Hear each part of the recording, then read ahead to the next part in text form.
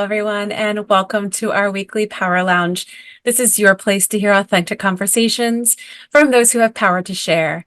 My name is Amy Vaughn, and I am the owner and Chief Empowerment Officer of Together Digital, a diverse and collaborative community of women who work in digital and choose to share their knowledge, power, and connections. You can join the movement at togetherindigital.com.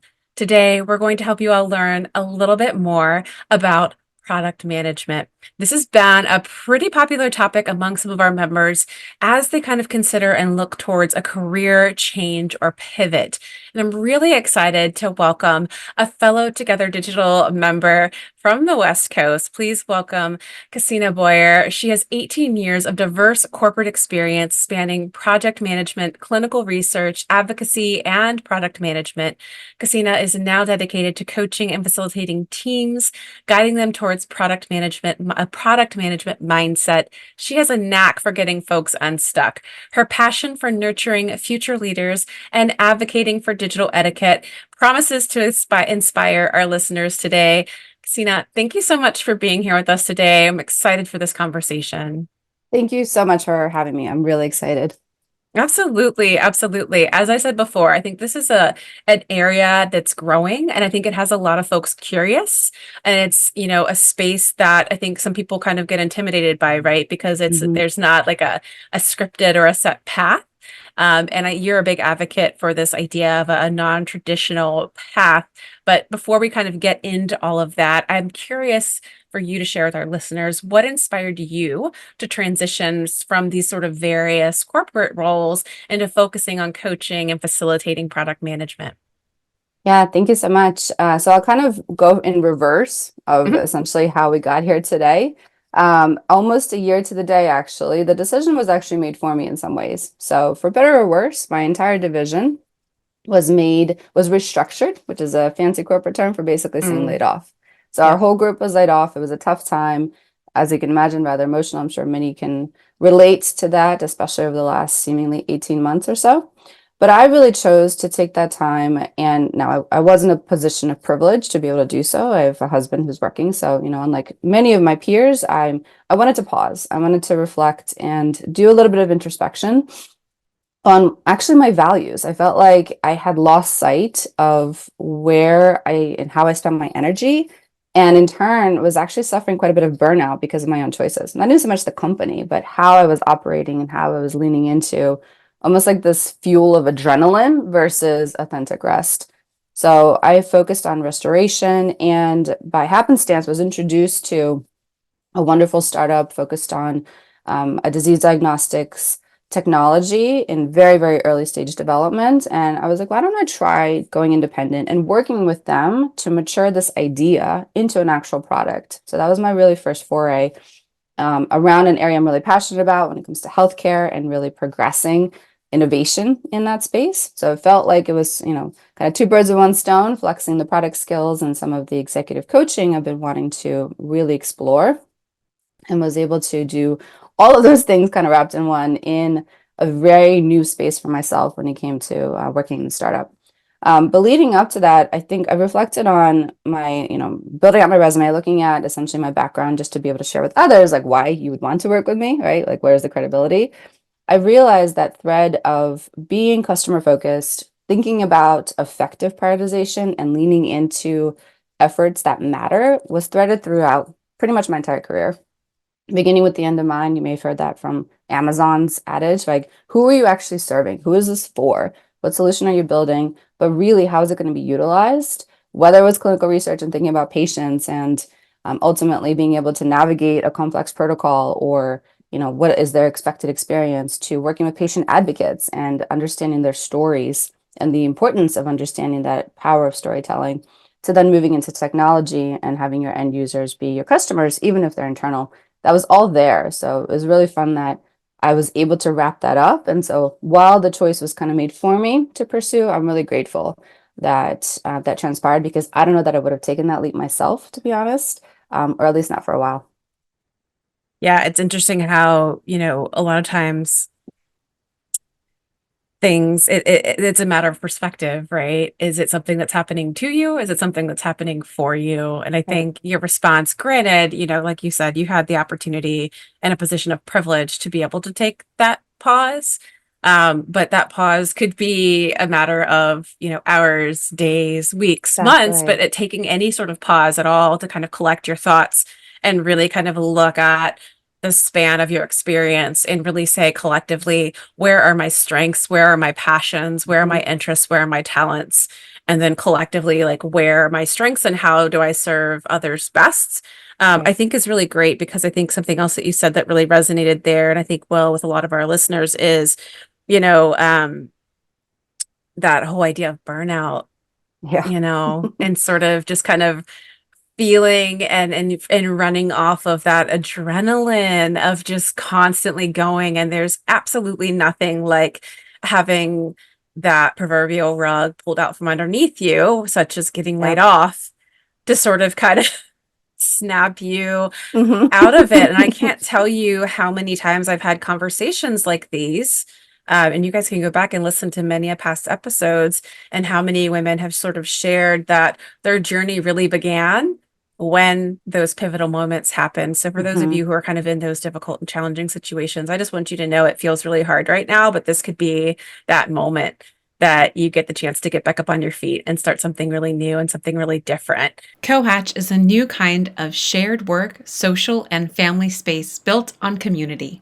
Members get access to workspace amenities like rock walls and sports simulators and more to live a fully integrated life that balances work, family, well being, community, and giving back. Cohatch has 31 locations open or under construction nationwide throughout Ohio, Indiana, Florida, Pennsylvania, North Carolina, Georgia, and Tennessee. Visit www.cohatch.com for more information. Tina, I would love for you to discuss with us a particularly challenging project or a situation that you Yeah. faced during your corporate career that maybe when you were doing some of this reflection that, helped you understand that how you approached it, like what were some of the lessons that you learned and how did that help shape how you approach leadership and management? Like as you were taking this time to kind of reflect and look back, was there something that stood out to you? Yeah, and especially if I focus on that last piece, like what was the impact, right? And what was I able to carry forth into how I managed teams and hopefully how I came across as a leader. And so while I could spend time thinking about the rather personally challenging projects that really made me focus on my time management, now after the fact, I would have done things very differently. But one in particular, or I guess one example in particular, and then maybe 1A is thinking about the importance of being an ally and the importance of being really an authentic ally and taking the chance to speak on someone else's behalf, and how I was in that position of receiving someone who was actually looking out for me, and then how I translated that into my own leadership is something that will stick with me hopefully for the rest of my life. So not to go into the full specifics of the project, but essentially I found myself in a situation where I was representing the technical side of the house. I was supporting Expedia Group IT department from a product management lens. So my users, my customers were employees, and we were trying to solve for their needs when it came to support and working across what we called a cross-functional. So basically, many department led type of effort, which can get muddy. Leader representation, ownership can get really muddy. And so we were trying to pull this effort together. It turned into a massive program. I found myself in a situation of disagree but commit. I don't know if you've heard that adage from Amazon, I think. So essentially, I vocalized concern around how we were approaching this. It became, I'm going to try to limit the corporate buzzwords, but maybe we can make a bingo card afterward, but it's like a shortcut. But boiling the ocean, kind of looking at everything rather than Mhm. focusing on something more specific and niche and then iterating from there was the approach presented. And I spoke up and said, this is not going to work. We're going to fail because we don't have a clear mission and vision. I'm only representing essentially a slice of this, but also representing the voice of our user. So please listen. It didn't really amount to that, unfortunately. So I had to commit, right? That was the other part of it is I shared my disagreement, but okay, let me see how I can help make this successful. And so after months of trying to beat this thing into submission, we were not reaching a point of progress. And so I chose to bring the group together, really the leaders that were representing this effort. I brought in my technical partner, who represented essentially the development and engineering side of the house, and then worked with the program side of the house on this cross-functional team. And we just looked at each other and said, okay, something's got to give. It's becoming toxic. This is not productive. People are starting to complain about one another. Like, we have to move forward in a different way. And so I outlined an approach and a tactical shift, essentially, like we need to pivot. Um, there are some things that we can really look at and backtrack a little bit. Like, are we actually all aligned on what we're pursuing and what those end state goals look like? You know, kind of going back to basics, which can be very annoying, right? To someone who says we've already gone so far, like, why did we go back? But we were getting, there's some nodding in the room. There's a small group of us, as I think it was like 5 of us, one person on Zoom, and made some good traction, had some good points made. And then my tech partner essentially echoed some of what I said and added to it. It's like, and we can do this tactically. And here's the timeline that I think we can deliver, really. So I was representing why it was important, what was the value, what can we do? He was representing the how of really implementing these things. And I experienced a situation of heap heat. I don't know if you heard that, the hashtag heap heat kind of thing, Uh-huh. like repeat, where the other director, we'll call him John, protect his privacy because we have a good relationship, Yeah. all of a sudden repeated and was like, Tom, my tech partner and ally, goes, I really like what you said there, and I really love that you pulled this together as this effort. Thank you for bringing this to attention. Meanwhile, I was the one who did that. And in the Mm-hmm. moment, I'm like, oh, that sucks, right? Like, kind of taking the credit. But I was like, the idea stuck. I planted the seeds. That's good enough. I'm not going to go back and try to bring attention to this. It felt petty to be like, Yeah. that was actually my idea. And much to my delight, Tom goes, hang on. I just told you about the tactical delivery. This is her doing. She brought everything together Oh, and that's outlined it. great. And I brought it up to him years later. This is years Uh-huh. ago. And clearly, it's still such an Stays impactful with you. moment. Uh-huh. And I told him about this, like, oh, I didn't remember that. I'm like, it's one I'll never forget because it Yeah. was so nonchalant, it was so Mm-hmm. organic and Yep. natural for him to lead with that. Mm-hmm. And it changed, like, and it was a bit of a checkpoint, for John. It was Yeah. like, oh, I'm sorry. And that was it. Like, he was more aware, we were Mm-hmm. aware, and it was awesome. And Yeah. that moment really taught me the importance of taking stock of a Mm-hmm. conversation, of a room, especially if you're in a position of leadership and influence, Mm-hmm. to note if someone is being spoken over, if you feel like their idea is being kind of, mixed in with others, and Yep. give credit where credit's due so that people feel empowered and actually comfortable to speak up. Otherwise, they Yep. never will. And that's something Absolutely. my peers and I really carried forth, like in our management meetings, and Mm-hmm. really trying to, and we encouraged people to turn on their cameras because we had a globally distributed team. We were mostly virtual. Like, it's Mm-hmm. not to force you to show up. It's so that I can see that you are in a position to participate and be engaged, and that Right. if you're being overlooked. So that Yes, was a really cool exactly. moment. Exactly. Well, and I think sharing that why, or one of the most convincing words in the English language is because. The word because holds so much power because Yeah. it tells you the why, not just the how. And I love that the he Pete. I've heard a similar phrase, and I love giving language to these things because I think it helps those who are listening, whether they're allies or those who want to speak up on behalf of others, which I mean is allyship, is appropriation, Mm. right? When somebody speaks an I heard idea, that. it's a guy, and then another guy's like, "Oh yeah, great idea," but it was, really just an iteration of an idea that a woman just said. But I do think that one of the best ways to kind of cut that off at the head is to really have another man within the room, an ally, speak up and say, "Actually, let's redirect that to the person who actually Right. spoke up and gave that idea to begin with." And Right. it's small, but it's so significant for that person that you did it. And again, it's such a great, I love that story. It stuck with you throughout the years. Thanks. And It did. yeah, I had a leader, a CFO of a company once, and I feel bad because I don't remember the moment either. There was like mass layoffs at our company, and I could tell, and we were all stressed out, but it was a very hard day for him too. And he didn't want Yeah. to be seen crying because he's like this, big CFO dude, but Yeah. like Yeah. I could tell he had been. And so like I guess I stopped him in the hallway and I was like, I just was like, are you okay? And he remembered that and has remembered that for the longest time. And he told me one day at lunch, he was like, I have never forgotten that Oh, moment that's awesome. because he says that was like one of the hardest days of my life, professionally, personally. He's like, I never want to live a day like that again. And Right. he said, I just felt like complete and utter crap. And he said it was such a small moment. And I feel so bad for like not remembering the exact moment. I'm like, I'm sure I remember like checking in, but Yeah. like I don't remember the exact moment. But it does make a difference and it sticks with people, whether you realize it or not. So Mm-hmm.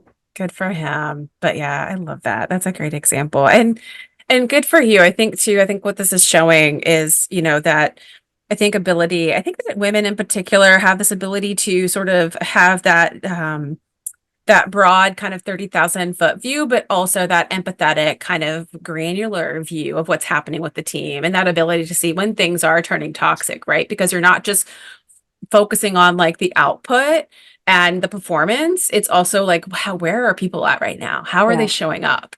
How are they feeling? Like what's the vibe of the room when Hmm. people walk in, And I don't know that, in a general like overly masculine environment that's always something that we're paying attention to, Hmm. you know? Now, I will add my leadership team and my peers were actually predominantly women. It was really cool how we were able to carve out this team in a traditionally really male dominated field, especially when it came to technology and IT. And Mhm, we almost developed the inverse of that, where we were the most vocal in the room. Now, we were mhm, also more senior, mhm. and I noticed that we tended to go down topics that made some of our male team members a little bit more uncomfortable or not as confident to speak up in. And it wasn't necessarily anything female, but it was just like Sure. obsession over certain music genres or, how we spend our time necessarily. And then we kept kind of, passing the mic to each other. And so it was Uh-huh. eventually like, are we engaging everyone? Let's like, okay, strong women, hush for a bit. Right. Let's let Yeah. everybody speak up.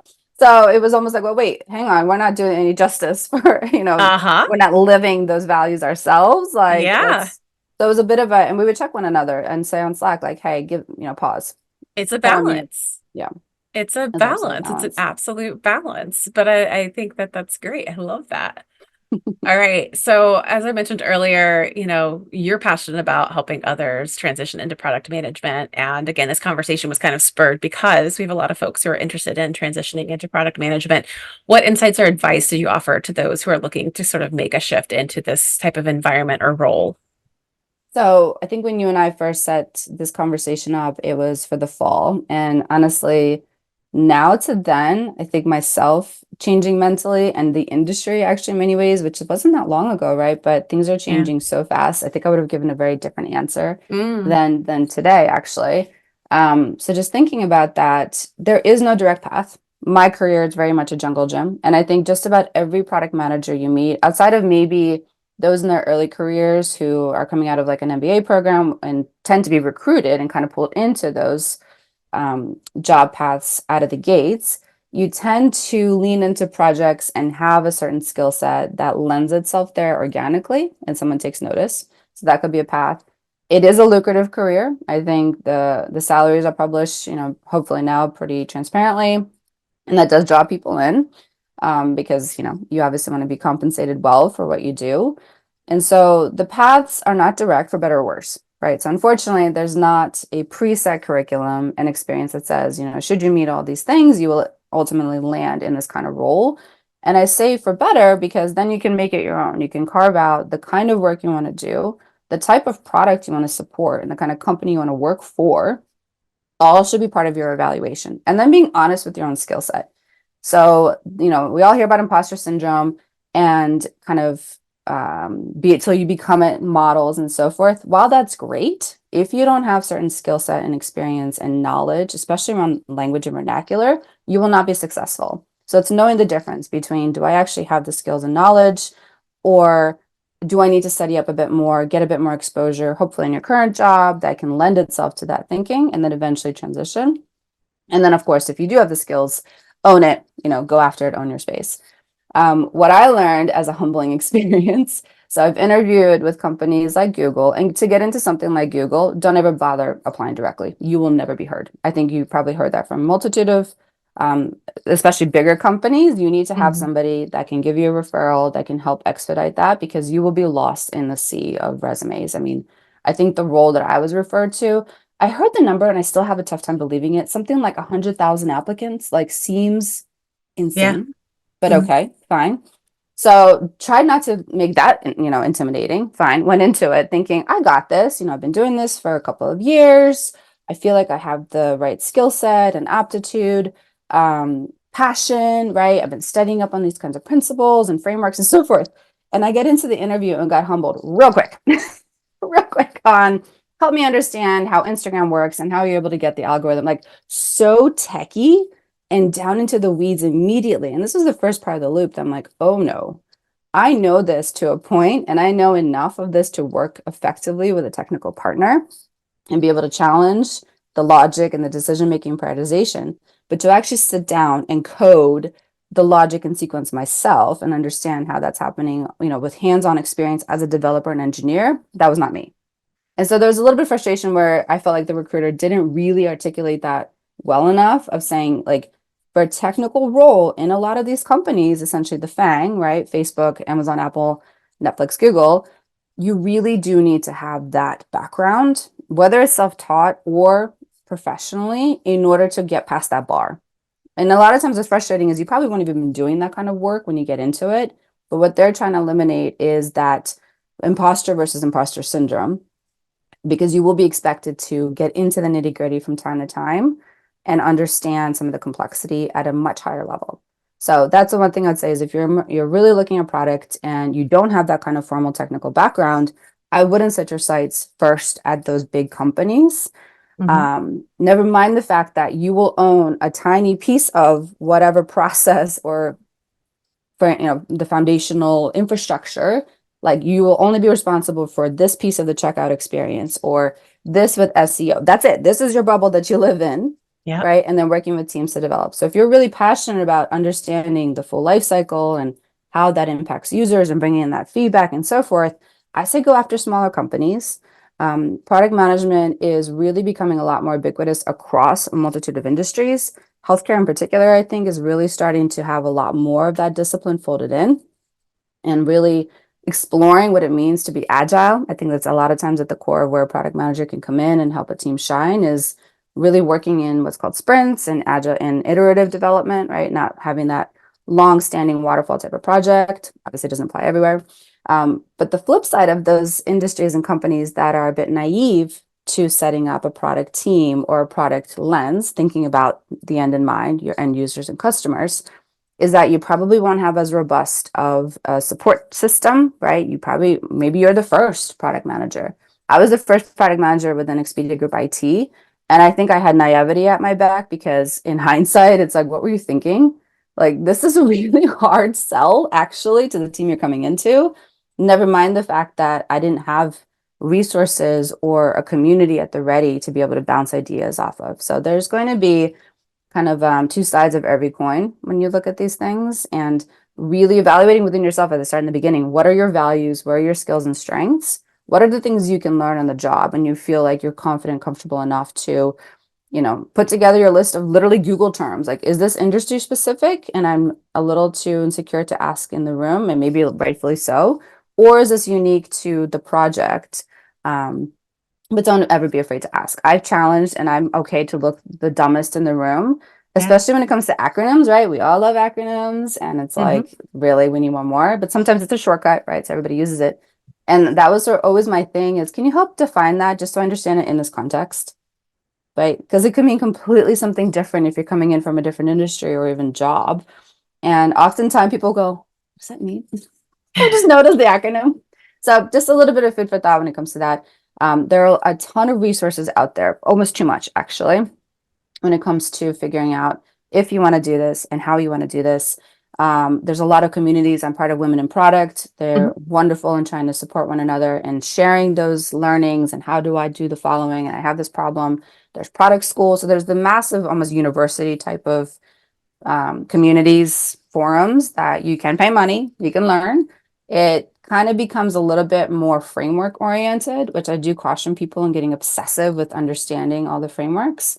If Hmm. you don't like fundamentally understand why you're doing this, I guess as a pseudo plug, I have two partners and I that are toying around and we're kind of in the product discovery phase, if you're familiar with the life cycle, on creating actually a forum in a community, and we're calling it Peer Path Academy, trying to understand and how to provide a more tactical approach and pragmatic approach to learning product. And Uh-huh. like if you think about like how do we get here, it is a windy path and it is Yeah. convoluted, but there are some things that are fundamentally like core to understanding it. So Hmm. if folks are interested in learning and providing some feedback, I'd love to chat with you about just your own experience because at this point we're very much in that like what does this look like stage, just kind of Hmm. shaping it.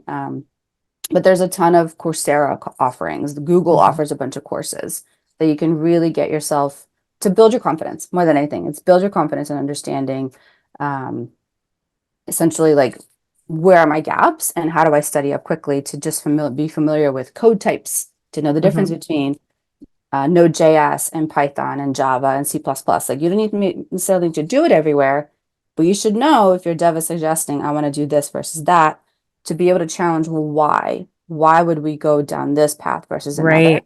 Not so much how to do it. I mean, this is exactly why we're having this conversation because it can be such a black hole. And I Yes. love that you guys are working and trying to solve that problem for some because I think, product management is going to continue to be a growing and critical career path Yeah. and role. It is essential for all of the technology that is continuing to thrive and grow.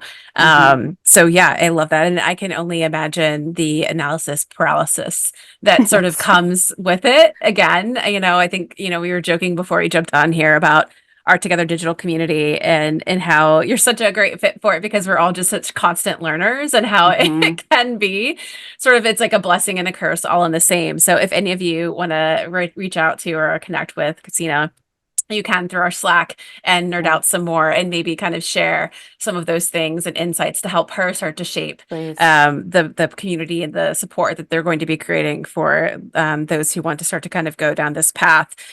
Because I agree, you need to start to be able to define the areas and the spaces in which you do want to specialize so that you do know, again, sort of like what are the rules so that you can get in there so that then you can break them. And, again, you're kind of working in the spaces and the places in which you have defined your strengths, your Yes, passions, your abilities, and then you aren't burning yourself out chasing down the paths and the opportunities that maybe aren't right and aren't best exactly. for you.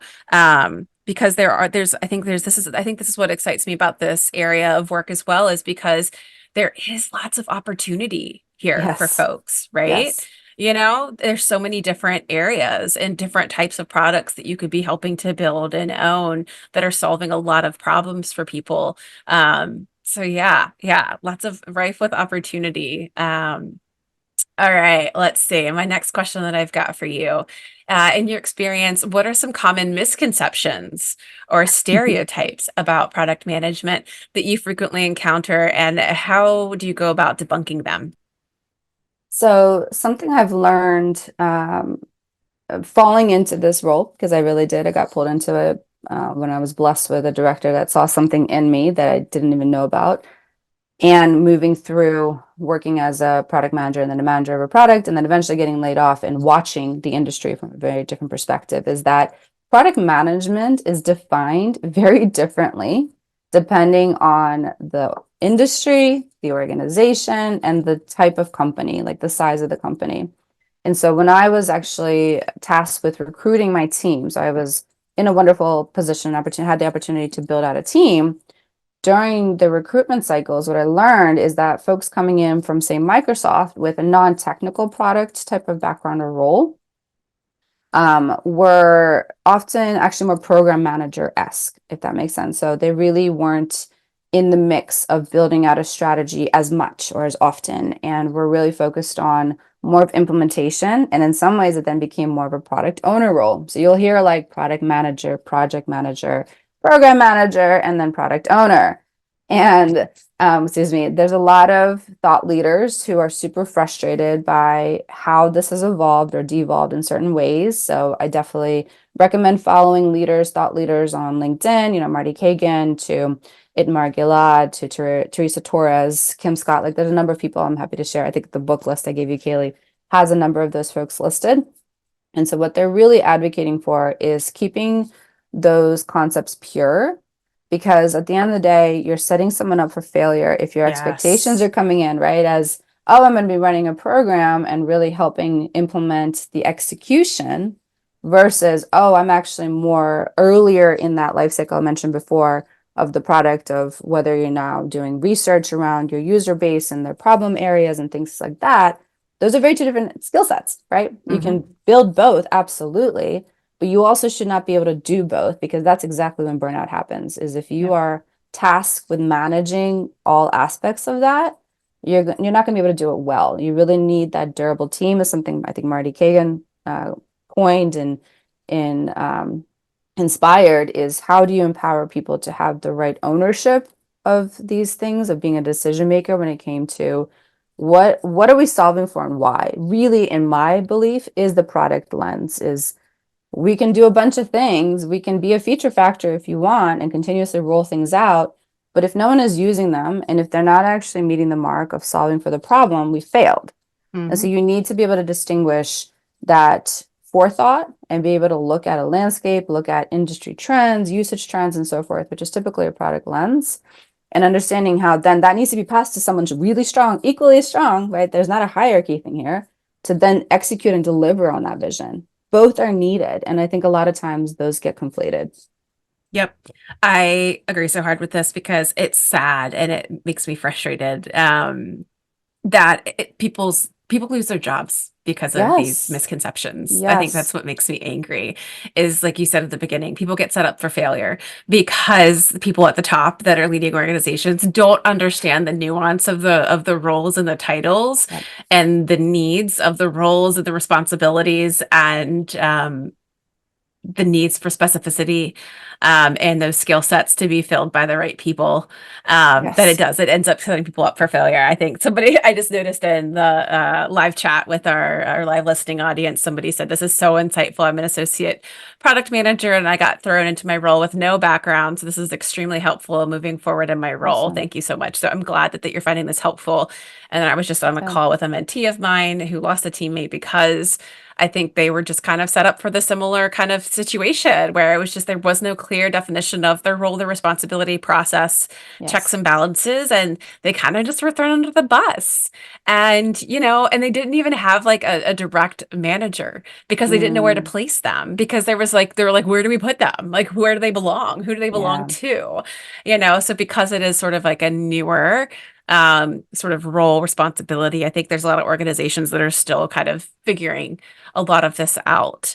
We did also get, thank you, Kaylee, by the way, for those who are live listening, and we'll include these links in the notes. We've got a great reading list that Casina mentioned as well in the chat. So lots of great books. We love our book references. So thank you for that.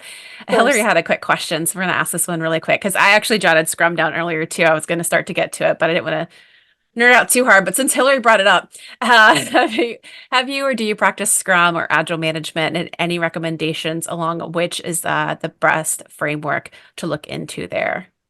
So I guess I'll end with the last part of that statement. There's no such thing as a best framework Mm, on its own. It's understanding the context, right? And where are you trying to plug it in? And I think what everybody will probably start to pick up on, especially now that I've called it out, in the courses and things that you may take, almost every time the instructor will stop with, that depends. It depends on who you're solving for, what is the nature of your team. And it's really frustrating because you're like, great, give me those tactics and give me that sense.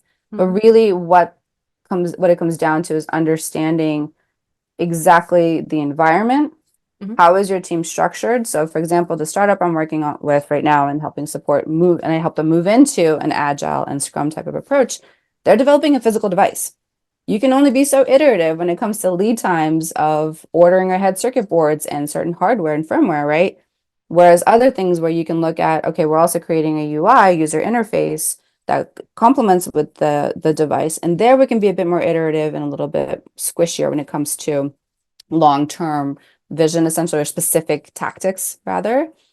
And so with Agile and Scrum, I think there's a place for waterfall, especially when it's like a physical build out. So if you're building an actual office building, for example, there's going to be things that require you to think long term to establish that you really can't iterate on. And so Agile and that kind of development is really key for areas that can be very dynamic. So industries that are really highly dynamic, that are really dependent on user feedback too, where you have the ability to have that flex and implement something different. But if you're building an office and someone says, hey, actually, we want 16 floors now, you're going to be like, no way. You're going to have to yeah. move, right? That's not reasonable in that context. So for frameworks and actually implementing things that work well, I mean, there's thousands out there, unfortunately or fortunately. So it's also looking at who are you solving? Who are my people? Who are the people that are building this? What is their skill set? What is their familiarity with when it comes to the degree of maturity and agile development? If you're just starting out, keep it simple. Thinking about a product canvas, for example, and really laying it out. And if you use tools like Miro, there's an amazing Miroverse, they call it, with templates out the wazoo. There's people on LinkedIn that post them all the time, but really it's thinking about what are you solving for? Why? Who's consuming this information? Mhm. Thinking about the people, and then leaning into, okay, I have a shortcut. Templates are shortcuts. Frameworks, they're really just shortcuts to get to implementation and a way to be able to create cohesive and collective language. That's what it is at the end of the day, is are we all on the same page and aligned with understanding how to use this material? Really, because I think people get so obsessive with some frameworks and you get to it and it's beautiful. And then we're like, I don't know what to do with this and when and why, right? So don't start with the frameworks, but start with your problem statement. Who are Yes. you solving for? And then go out and try to find the resources that should give you guidance on how to use them appropriately. I love it. I love it. Put up my little praise hands for that. It takes me back to a couple episodes ago when I spoke with Katie Robert of Trust Insights, and we were talking a lot about when how AI might not always be the answer. We love it because it's the shiny Yes. object, but AI might not always be the answer to everything that you need because it's that whole shiny object syndrome of we get so obsessed with the solution. Yeah, Hmm. Scrum's cool, Agile's great, but is it always the answer? It depends on what you're building. It depends on the team, the structure, the support you have, the timeline. There's just so many things. And I just loved all of those examples that you gave. I think they're really good, solid examples of Cool. why you should really take into consideration um, what it is that you're building, what the problem you're trying to solve is, Yeah. versus focusing so hard on the solution. Think about the problem first, then think about what Hmm. the best solution is versus kind of trying to fit the square peg in the round hole. Great question. Thank you so Well, much. and And just great something answer. inspired, thank you. Something inspired when it comes to AI. I actually heard during a product networking meeting that someone was coming up with a product, I think it's called a chameleon or something like that, to basically replace product managers, to replace the thinking power and the strategy through an AI engine. Okay. And I'm like, interesting. Okay. Hmm. Now, I love AI. I love ChatGPT. I feel like it gets you past that blank page and gets you Hmm. to something a little bit there to work with. Sure. The idea of replacing people with these skill sets and be able to see to have that, we used to call it eagle and mouse vision, where you're able to look up and see the Yeah. world in front of you, right? Or look Hmm. down and actually see what's my next step. They can't do that. No, AI cannot no, do that. no, no. So It it's doesn't like, have the what? empathy and the intuition that we do that we talked about No. earlier, right? Of like, it can't read the room. AI can't read the room and tell me if the team, like, it could tell me, like, Right. maybe the output. It could read the output of, Exactly. productivity to some degree, but it can't tell me if the team is coming in feeling completely deflated and confused. Right. It'll And never tell you the why. It won't. Not effectively. exactly. Exactly. Oh my gosh, we're getting such good engagement from our live listening audience. Thank you all so much for like jumping in and Thank chiming you. in. And Wendy um was kind of feeling that whole frustration of job seeking and this whole kind of Yeah. conflation of product program and project management roles and how people are just kind of blending them together. And it is a frustration. I will ask you just to kind of, hop on Wendy's bandwagon here. It to you, would you see that as a little bit of a red flag when you walk into a company and they're doing hiring and they're kind of conflating all these roles together? Yes. Yes. And it really depends on your tolerance for teaching them, right? So if Mm, you're coming into a smaller company or where product management is a bit novel, it's an mhm, opportunity. You can help shape it. If it's a company that's more mature and they've operated this way, then mhm, you have a decision to make of whether or not mentally you're actually saying, I'm switching to program management. You can call it product all you want, but I'm going to make that translation and understanding fundamentally what are you looking to deliver end to end. But if there's not this acknowledgement in some regards, and that's really challenging, right? In the interview to be like, do you actually mean the following?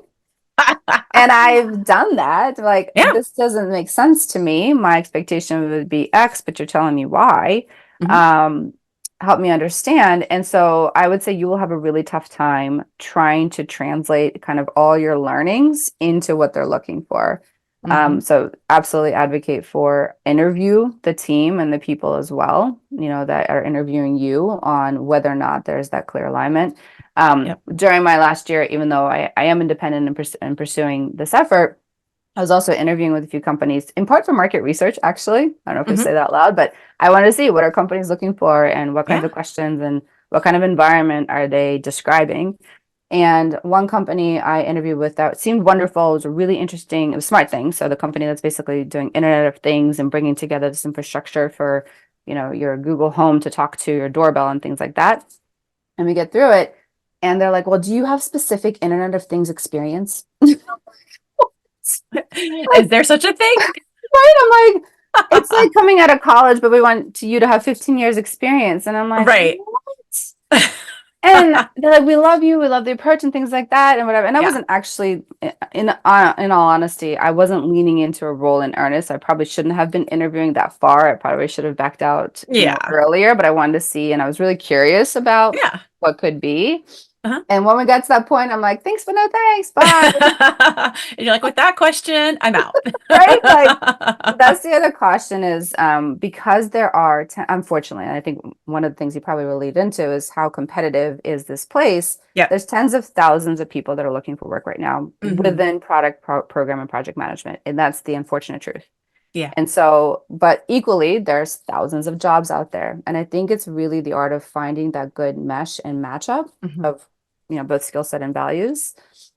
And so it's really taking into account that if you get a rejection and a no, it's probably because they're literally looking for a very specific human being, not Yeah. even transferable skills, but Hmm. have you done this exact thing in this capacity? Right. Which almost seems like, unless I actually worked with this company before, the answer is probably going to be no, Hmm. right? And so, like, don't take that as discouragement, but take that as they have somebody very specific in mind. If that's Yes. not you, it's totally okay, and it's probably not a good fit. It's not personal. Well, and you said it earlier too, and I meant to kind of bring it back home and reemphasize it. And I don't keep saying it. It's not always about what you know. It's who you know. Networking, Yes. it's such an important aspect to the job market right now.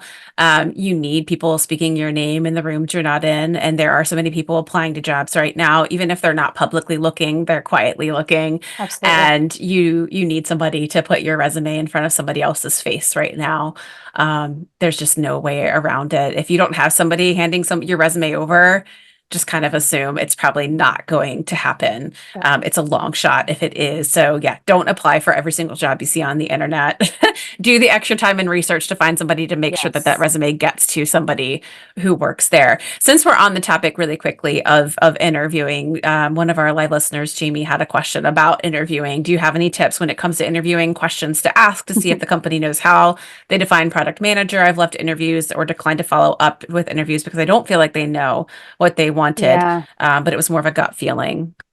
that's a really great question. And kudos for leaning into that too and Hmm. having really the guts to speak up and clarify because you don't want to come away with that misconception.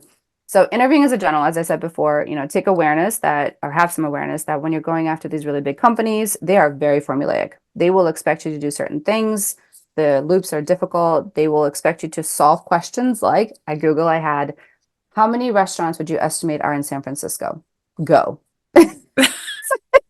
And you can't say, well, I would Google that, right? No. So you basically have to go through the math and the logic applying to it and things like that. So those companies expect you to be able to, they're calling it thinking outside the box, but actually there's a way to train yourself. So if you're interested, there are companies called, I think it's like PM exercises will literally have examples from a bunch of different companies and how you answer them and so forth.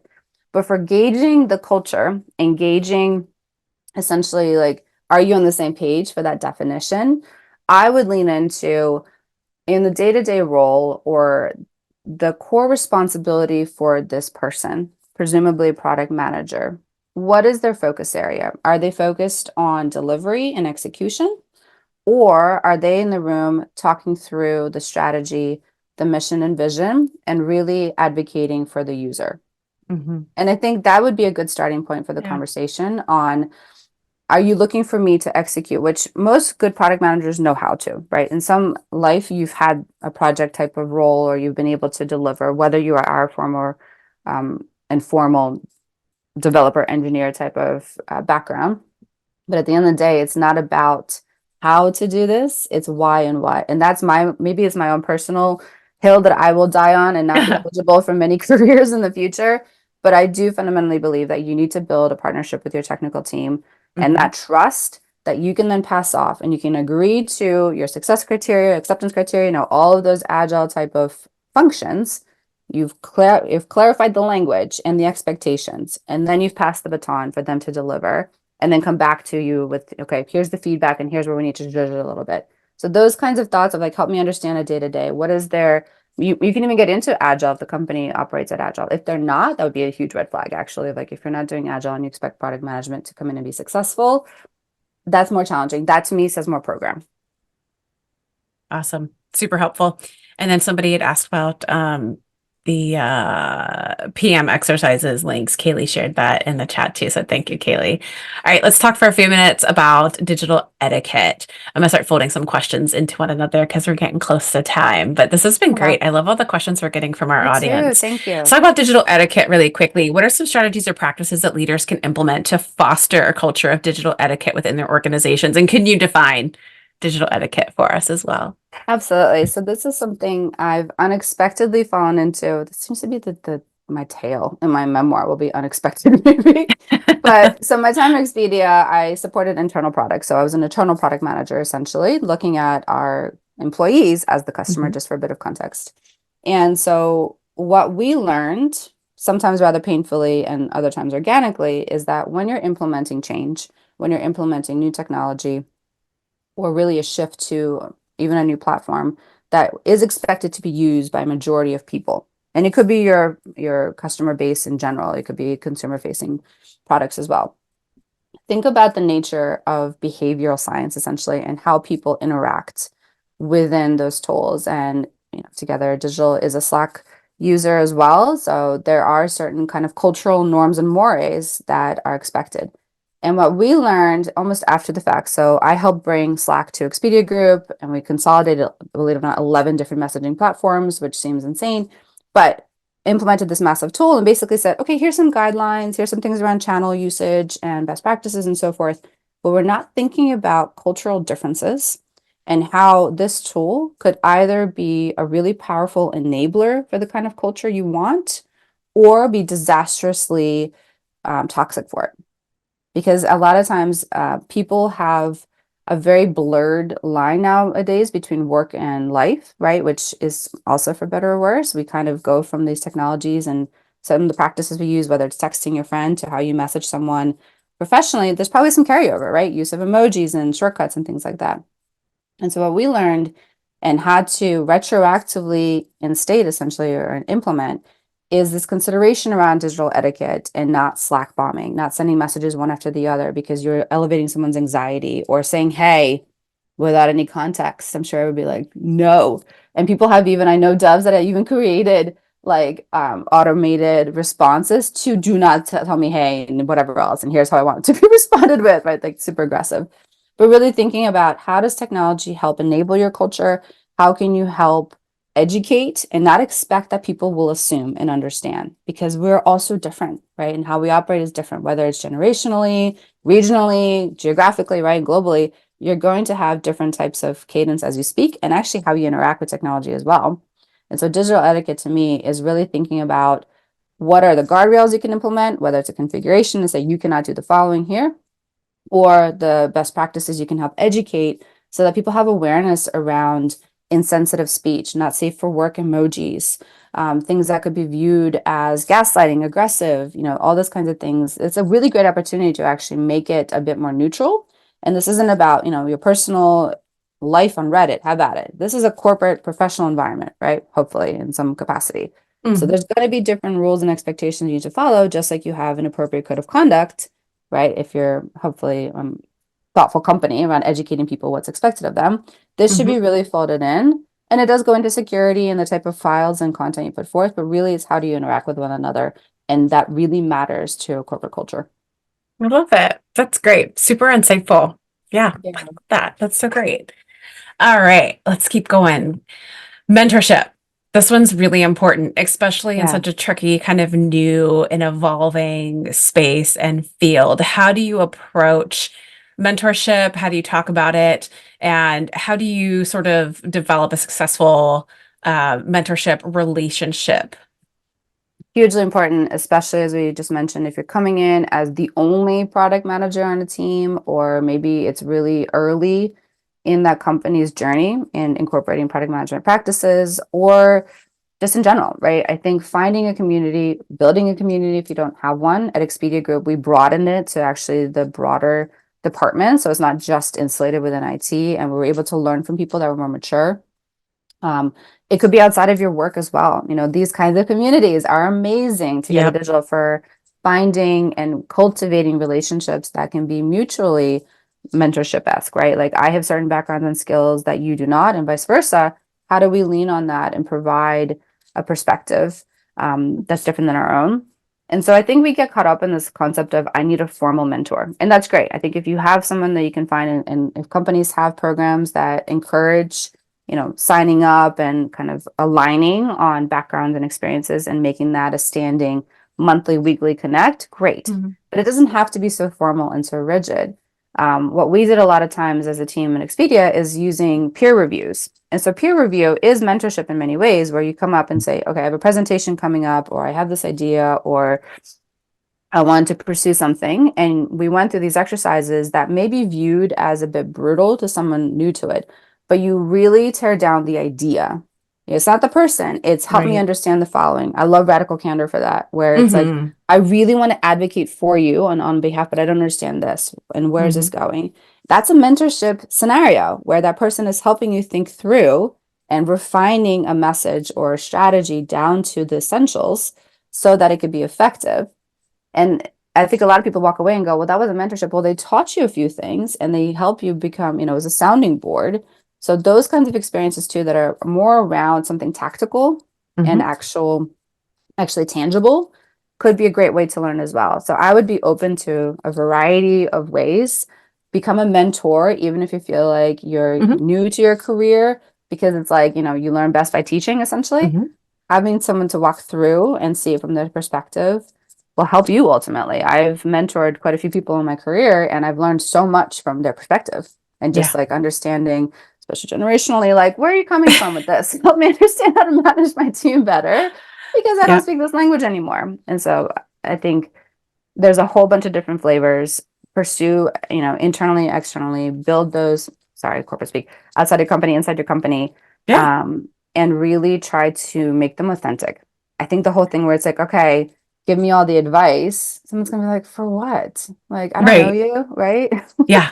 You need to come in prepared. Yeah. I love it when like the mentee really kind of owns the relationship and is Yes. accountable for sort of setting up the time, showing up. I love the construct. A former mentor of mine kind of gave this to me of the three C's, which is you come with a comment, which is a general status, a celebration, which is something that is worth talking about and celebrating since you met last, and then a concern, which usually takes up I most of the love that. time. But that Yeah. even if it's like last minute, I'm like, oh my gosh, okay, I can at least think of one for each of these three C's to go in with to talk about to make sure that we make good use of the time with them because I'm not huge on the formality, like if it's overly formal. And I do agree with you. Hmm. I think the internal is great, but the external, there's just this additional sense of psychological safety when you get outside Yes. of your company's walls.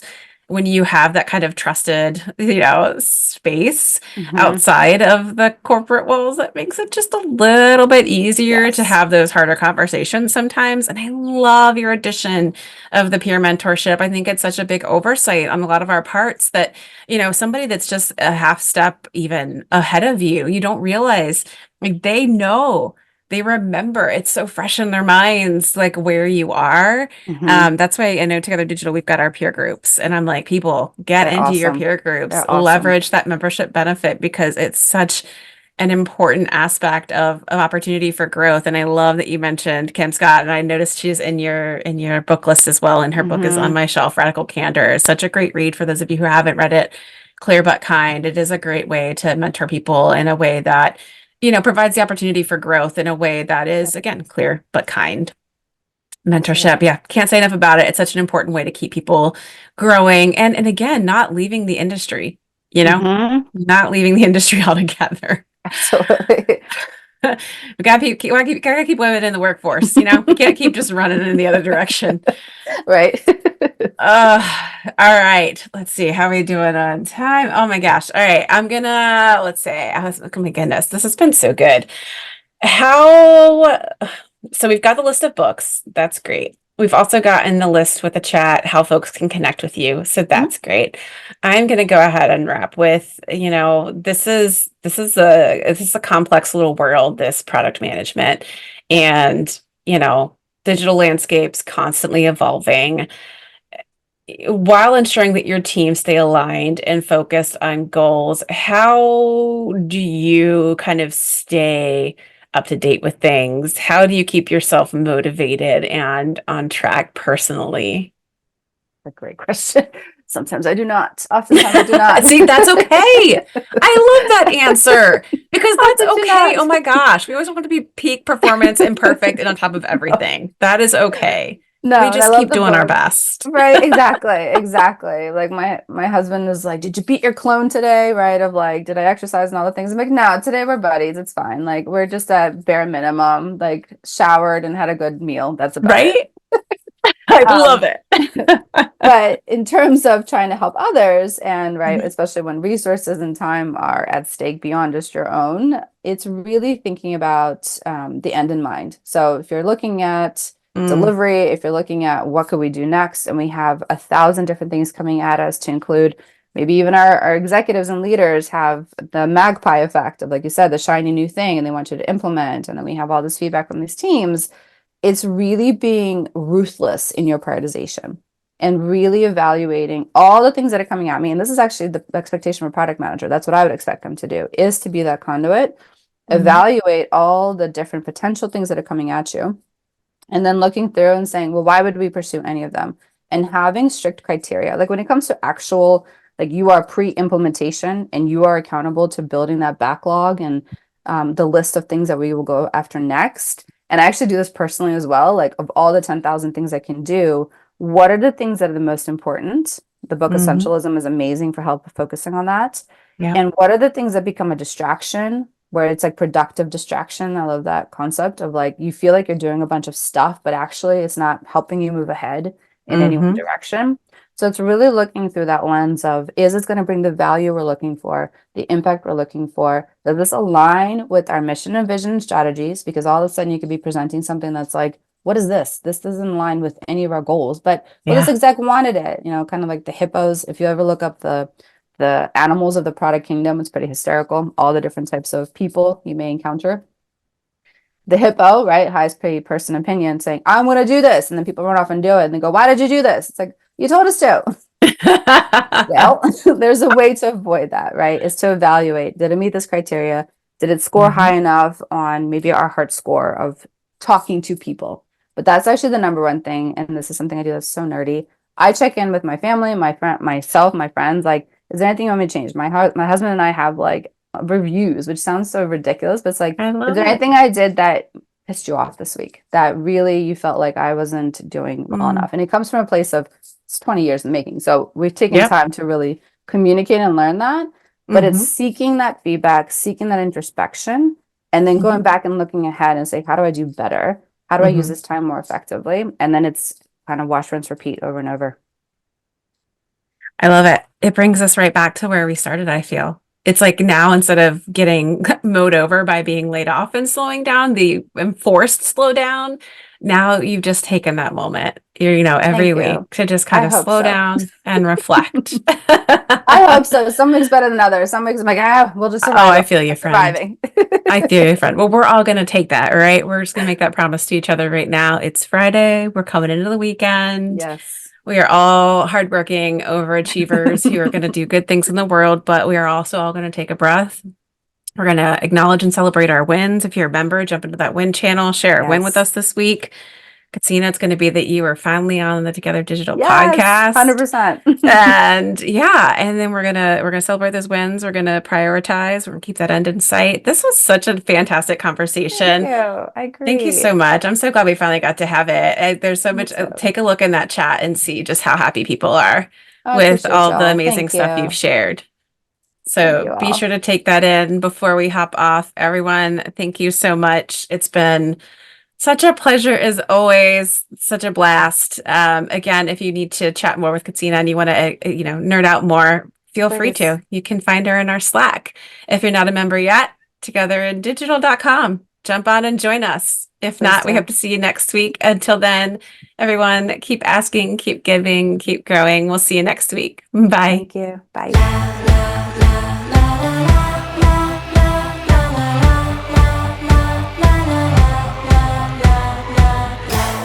Produced by Heartcast Media.